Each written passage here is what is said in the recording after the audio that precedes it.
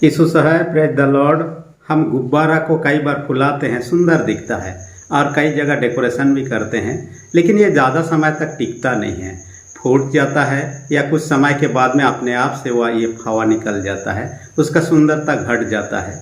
उसी प्रकार का जो व्यक्ति घमंड करता है, हो सकता है अपने आप को बड़ा दिखाता हो, लोगों के सामने सम्मानित भी होता हो, ये अधिक दिन तक टिकता नहीं है। आज का वचन भजन संहिता 75 उसका 4 से 10 पद में इसी घमंड के विषय पर ना करने के लिए शिक्षा दिया है और ऐसे करने वालों का परिणाम क्या होता है उसके बारे में चर्चा करता है। घमंड जो हमारे जीवन में आता है, मनुष्य अपने आप को बड़ा दिखाता है और दूसरों से आदर सम्मान पाना चाहता है। जैसे कि हम देखने पाते हैं, लूसीफर सृष्टि के शुरुआत समय में ही जो स्वर्गदूत था, स्वर्ग में था, परमेश्वर ने उसे सुंदर बनाया था, टैलेंटेड बनाया था, दूसरों से बड़ा ही अगुआ था, लेकिन तब उसके घमंड के कारण से स्वर्ग से निकाल दिया जाता है, उसका पतन हो जाता है। और इस कारण से हम देखने पाते हैं परमेश्वर के साथ हमेशा रहने के बजाय वो धरती पर गिरा दिया जाता है और वह स्वर्ग से वंचित हो जाता है। विगत दिनों में जब कोविड-19 था, लोगों को अब देखिएगा बीमार के कारण से एक दूसरे से दूर होना चाह रहे थे, एक दूसरे से छूना नहीं चाह रहे थे। ये घमंड भी ऐसा ही है, जो घमंड करता है परमेश्वर उनको अपने से दूर ही रखना चाहता है। और आसाफ जो इस भजन का लेखक माना जाता है, उसने जो कोयर दल का मास्टर था, यरूशलेम में वो सेवा करता था, लोगों को यरूशलेम लाखों लोगों को आते देखता था, उनका जीवन को देखता था। देखने के बाद में अपने अनुभव के आधार पर परमेश्वर के अगुवाई के द्वारा इस भजन का रचना करता है कि घमंड करने वालों का परिणाम क्या होता है। कई लोग सोचते हैं मैं जो कुछ कर रहा हूँ कोई तो नहीं देख रहा है और मैं कितना लोगों के बीच में आदर मान सम्मान पा रहा हूँ, लेकिन परमेश्वर सब कुछ जानता है। जैसे सीसीटीवी लगा होता है, लोग गाड़ी चलाते हैं अपने धुन पर, लेकिन कैप्चर कर लेता है। सीसीटीवी तो कुछ ही क्षेत्र में कैप्चर करता है, लेकिन परमेश्वर सब कुछ देखता है और सब कुछ का न्याय एक दिन करने वाला है। इसलिए आज का वचन में जो 7 पद में कहता है न्यायी परमेश्वर, आज का शीर्षक ही मैंने रख दिया न्यायी परमेश्वर। इसके अंतर्गत में 2 पॉइंट पर हम चर्चा करेंगे। घमंडी और दुष्टों का पतन करेगा। न्यायी परमेश्वर, न्यायी कहने से वो जो न्याय करता है। आजकल का न्याय व्यवस्था में हम विश्वास पूर्ण रूप से नहीं कर सकते, इसलिए व्यक्ति यदि खून किया हो लेकिन उस पर कोई भी ऐसा एविडेंस ना दिखता हो, कोई ऐसे गवाह ना हो, तब तो वो खून करते हुए भी वो बारी हो जाता है। लेकिन कई ऐसे बेगुनाह लोग होते हैं, झूठे इल्जाम, झूठे गवाह के कारण फंसाकर उनको सजा भी हो जाता है। इसलिए दुनिया का न्याय से परमेश्वर का न्याय भिन्न है और परमेश्वर निष्पक्ष रूप से न्याय करेगा और घमंडी और दुष्टों का वो पतन करेगा। यह एक उदाहरण दिया है, जो घमंड करते हैं मनो कि जानवर का सींग के समान है। सिंहों को क्या करता है, ताव दिखाता है, दूसरे जानवरों को डराने का कोशिश करता है, दूसरों से लड़ने का एक्टिंग करता है। जो व्यक्ति घमंड करता है परमेश्वर के सामने मानो कि सिंह को ऊंचा कर रहा है। और यहाँ पर आखिरी 10वां पद में कहता है परमेश्वर ऐसे लोगों का सिंह को काट डालेगा, कहता है, यानी दुष्टों का पतन करेगा। क्योंकि यह व्यक्ति परमेश्वर का आदर नहीं चाहता, अपना आदर चाहता है। यह व्यक्ति परमेश्वर का सेवा नहीं चाहता, अपना सेवा चाहता है और अपने आप को ऊंचा बड़ा दिखाना दूसरों के सामने। ना केवल घमंड अपने आप में एक ये है, इसके साथ कई सारे बुरे इसके साथ जुड़ा हुआ। जो घमंड करता है उसके साथ ईर्ष्या, लालच, फूट, विरोध इत्यादि बातें जुड़ा ही हुआ रहता है। इस कारण से घमंड के कारण कई और सारे बुराई उसके साथ जुड़ा रहता है।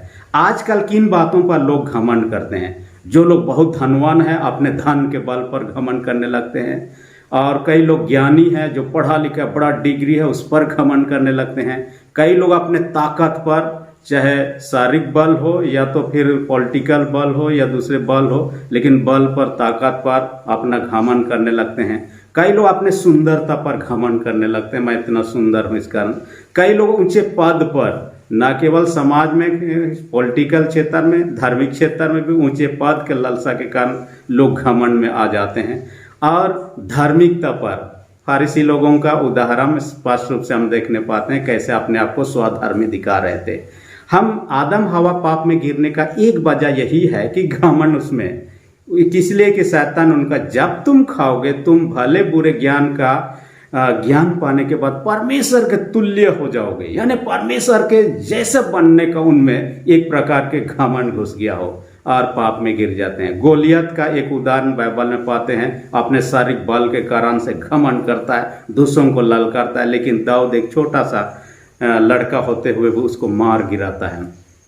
यीशु के शिष्य लूका का रचित सुसमाचार 18 अध्याय में जो आज का पाठ वचन है उसमें हम देखने पाते हैं यीशु के शिष्य हम में से बड़ा कौन है, कौन बड़ा पाप पाएगा, इस पर चर्चा कर रहे हैं। यीशु मसीह इसलिए उनको शिक्षा देता है, जो अपने आप को बड़ा बनाएगा वो छोटा किया जाएगा, जो अपने आप को छोटा बनाएगा वो बड़ा किया जाएगा। और घमंड से तो परमेश्वर घृणा करता है, इसलिए नीति वचन 16 अध्याय 5 पद में कहता है, साफ साफ कहता है परमेश्वर घमंडियों से घृणा करता है। और आगे कहता है ऐसे लोग निर्दोष ना ठहरेंगे, साफ साफ नीति वचन 16:5 में कहता है। इतिहास में कई ऐसे लोगों को देखते हैं घमंड के कारण से वे लोग पतित हो गए। हिटलर उनका एक उदाहरण। हिटलर अपने आप को सबसे महान समझता था, अपना जाति को सबसे बेस्ट जाति समझता था, इसलिए 60 लाख यहूदी लोगों को भी मार डाला। इसलिए अपना जाति बेस्ट जाति है, अच्छा है, सबसे महान जाति है, ये सोचकर यहूदी लोगों को खत्म ही कर डालना चाह रहा था, लेकिन ये संभव नहीं हुआ। हालांकि खुद बाद में आत्महत्या करके मर जाता है। और एक उदाहरण हमने कई बार चर्चा किया, टाइटैनिक नाम से एक जहाज था जो 100 साल पहले इस बनाने के बाद में इसके कैप्टन जो स्मिथ था उन्होंने ये कहा दिया, इतना विशाल मजबूत जहाज बना है, ना समुद्र का लहर इसको डुबाएगा, यहाँ तक कि परमेश्वर भी डुबा नहीं सकता है समुद्र में। देखिए इसका घमंड इतना भर जाता है, परमेश्वर के विरोध में बोलने लगा।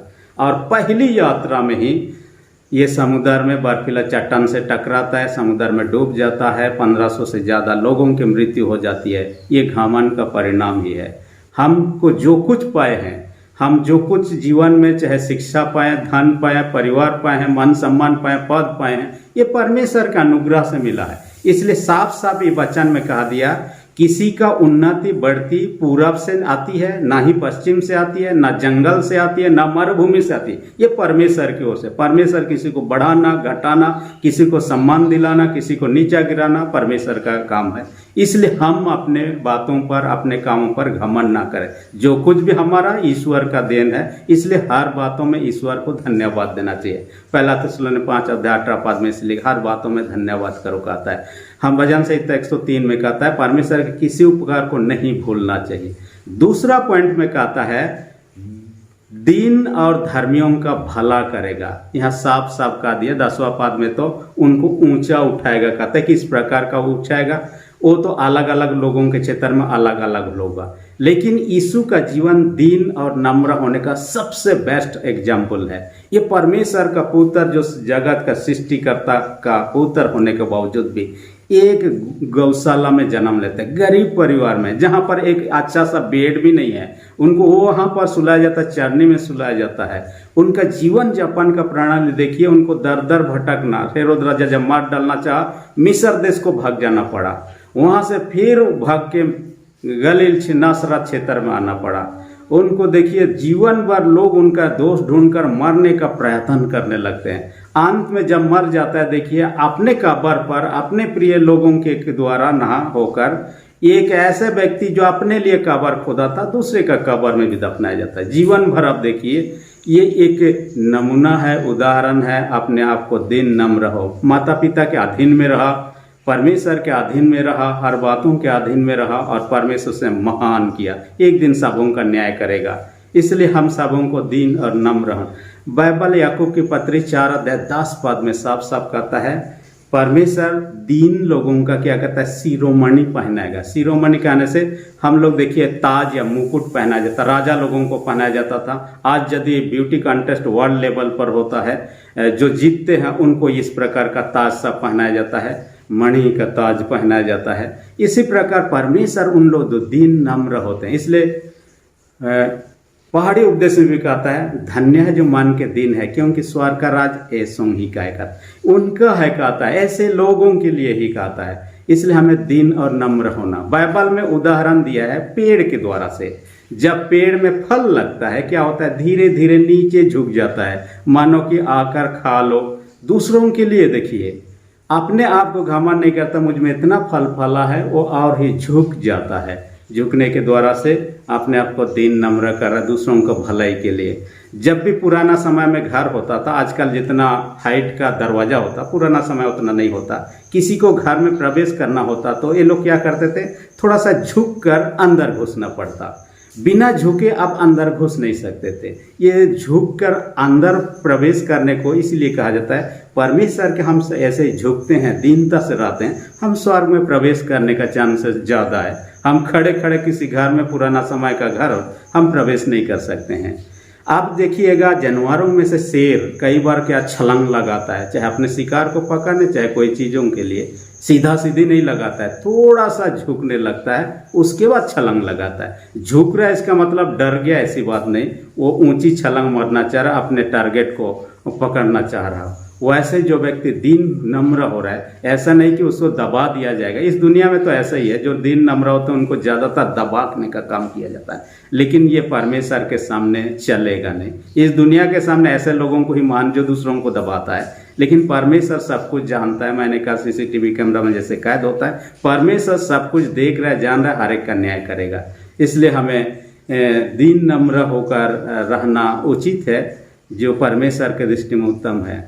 डॉक्टर मार्टिन लूथर अपने जीवन के पुस्तक में लिखता है, जब वह स्टूडेंट था, उनके शिक्षक जब क्लास में आता तो क्या करता, सबसे पहले बच्चों को सलाम करता या नमस्कार करता। उन्होंने कहा, सर हमें तो आपको सलाम या तो नमस्कार करना चाहिए, आप हमें कर रहे हैं। उनके टीचर ने उनको कहा था, आज तो इसलिए आपको सलाम कर रहा हूँ क्योंकि कई वर्षों के बाद आप पढ़ लिख कर बड़े हो जाएंगे, डिग्री हासिल कर लेंगे, देश के बड़े बड़े इंसान बन जाएंगे, बड़े बड़े पदों पर होंगे, उस समय मैं नहीं होगा आपको सम्मान देने के लिए। इसलिए आप लोगों में से डॉक्टर, कई लोग इंजीनियर, कई देश के नेता, बड़े बड़े लोग बन सकते हैं। उस समय सम्मान देने के बजाय आज ही दे रहा, और उसमें से डॉक्टर मार्टिन लूथर भी एक था।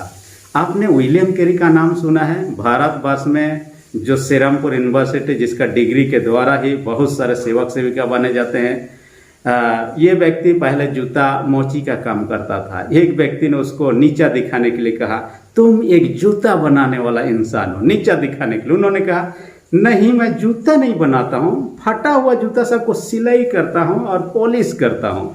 देखिए अपने आप को नीचा दिखा जा रहा है, फिर और अपने आप को दीन कर रहा है। और एक दिन ऐसा आया, भारतवर्ष में आता है इंग्लैंड से, 22 से ज़्यादा भाषाओं में सुसमाचार का उन्होंने ट्रांसलेशन किया, जिसमें से उड़िया भाषा भी शामिल है।